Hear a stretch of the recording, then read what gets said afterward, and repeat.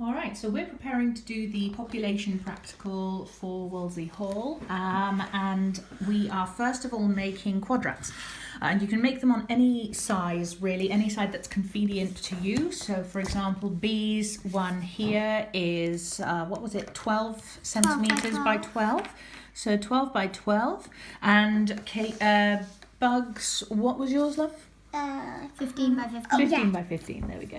So 15 by 15. That and mine, we have made these two, Bugs and Bees, out of some old dividers from a file that I used to use, which I don't use anymore, so reduce, reuse, recycle. And this one here is, exactly, and this one here is from just an old piece of cardboard from a pizza box. So for this one, I've drawn 10 centimetre lines there and 10 centimetre lines there. Now remember, when you're calculating area, it is not a 10 centimetre squared box. It is 10 times 10 to make 100 cm squared. Okay, so this quadrat will cover an area of 100 cm squared. And no, that's not a metre squared.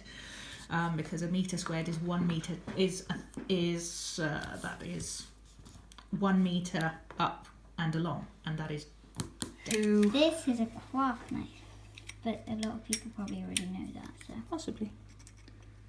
I love craft knives. So They're quite cool. Yeah. make sure always to use knife safety. Because they cut themselves in half. Yes, darling, I'm sure they did. That's why I'm saying only adults who know what they're doing should use these. Because they're very sharp. They are very sharp. And remember that, so I was showing you the other knife there and saying that I did not want to use this knife because if I show you this, it'll sort of cut, but it won't cut through. I'll end up using more pressure and I'm more likely to make a mistake and hurt myself using a blunt knife than I am using a sharp knife. So, which is a bit weird. now we can see. You can pop out the squares. Get the squares out. The squares. And now, soon. Oopsie. Can neaten it up a bit. Yeah. And there we go. Here we have a homemade quadrat. And now we can go and use this to investigate populations. Okay, so this is the area that we have. It can be done on a much smaller scale. You don't actually have to use any large scale like this. You can do sort of any size you want. If you have a very small scale, small garden or something, you can make much smaller quadrats and you can measure very small areas like the moss in a pot plant or the weeds that you've got in some paving slabs or anything like that, and you can also measure the moss and lichen on tree branches and tree Lichen is really good. Trunks. It represents how fresh the air is. Yes, so lichen is an indicator of air of health. So what we've got in here is we have got a shady patch and we've got a sunny patch, but because this is our garden and we know it quite well, we also know that the whole garden does get sun throughout the day. So it's not really like that is always shady and this part is always sunny. So what I think we might do instead is we might measure the difference between the population of plants on this patch, which is quite rocky, and that patch over there, which is not rocky. Okay, because this part is rocky all the time and that part is not rocky all the time. So it's good to have a difference that's going to be the same. But if you wanted, you could also do shade versus sun, and that is totally fine too. But you have to do it whether it's in the... So, we have to do both of the bits in the sun, both of the bits in the shade, because otherwise it's not very accurate. Valid. Yes, Valid. You're correct. So actually, yes, we should choose an area in the sun like that, right next to this this sunny area as well that is rocky. So we have rocky versus grassy area. We can work out, we've got some daisies here. Down here. Where's it gone? There. There's some daisies. There's some clover. These are, I don't think they're dock leaves, but I'm not entirely sure what they are. I might be wrong. They might be dock leaves. There's some thistles or prickly things of some sort. They're dandelion leaf. No, I think that one there is a dandelion leaf. That one's not prickly. This one is prickly. I'm pretty sure that's a thistle, a small thistle or something. So it depends on what you've got in your garden. Choose species that you have in your garden. I think I'd quite like to investigate these plants here. That's kind of monoculture. I'm talking Ooh, about the good grass. word. Well done. Monoculture. It's not quite a monoculture, but yeah, it's definitely predominantly grass.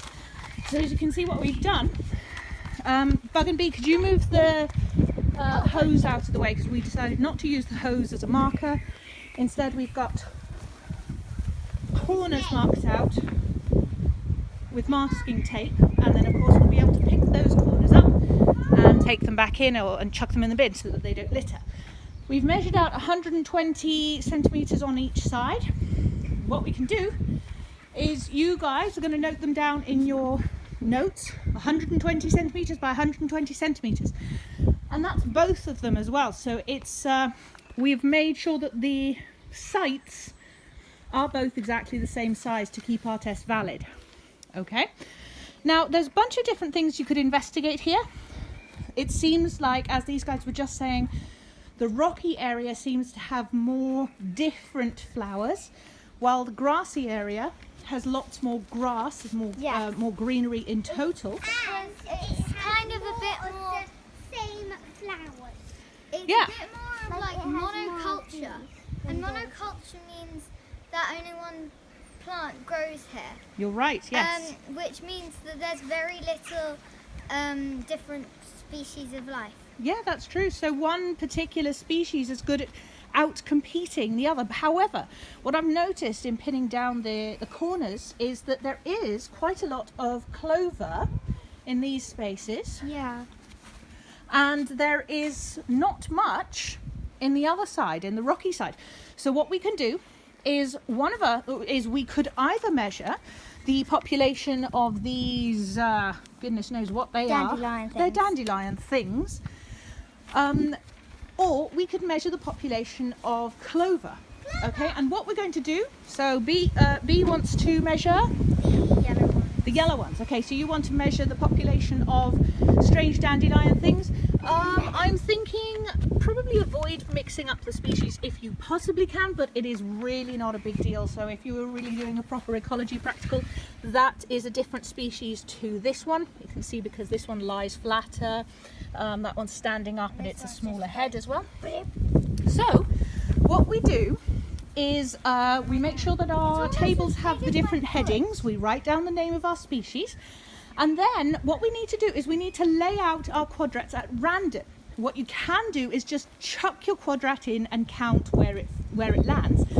But as you can tell, it's a bit of a windy day today, so chucking our plastic or paper quadrats in there would be a terrible idea.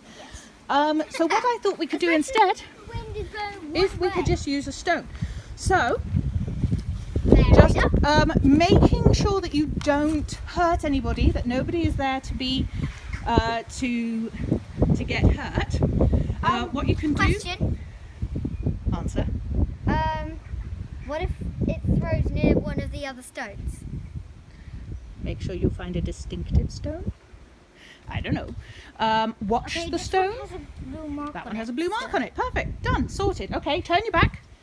Come out the way, because you want to give all of it a chance to be measured. Now turn your back to it. Chuck it back over your shoulder. Chuck it over your shoulder. And it went in completely. It completely went out of our section. So yeah, there are much more accurate ways. You just walked on it. There are much more accurate ways of being It's also sparkling. completely unbiased about this, but they're a bit complex for key stage 3, so we'll just deal with this for now. Okay, so throw it a bit more carefully over your shoulder. It's still gone out. It's still gone out. So we'll keep trying this, This could take a while. and let's just do that. Okay, so this one has landed here. So what we're going to do is we come along. It doesn't matter where it's landed. It does not matter about the fact that it has caught none of the interesting plants that we wanted. We look in this and we go, how many of those plants are there in here? there are 0. So we write 0 down, and you have to be honest about this because otherwise you'll get a biased view of how many plants there are in each of the sections, and you will not get accurate answers. We're going to fill in our answer sheet as best we can.